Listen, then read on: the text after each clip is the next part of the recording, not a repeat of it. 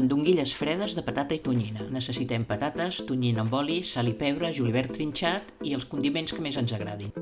Bullirem les patates en pell en aigua i sal, tapades i a foc suau. Punxar per verificar la cocció.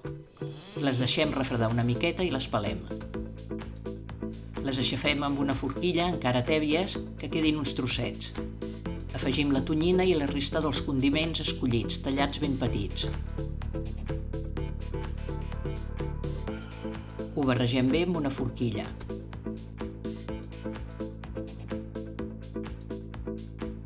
Preparem les mandonguilles amb les mans lleugerament untades d'oli. Les arrebossem al gust amb pebre vermell, llavors o el que més ens agradi. Les posem un mínim de 2 hores a la nevera perquè les hem de servir ben fredes. Espero que us agradi la recepta i la compartiu. No us oblideu de donar-nos un like. Moltes gràcies i fins aviat.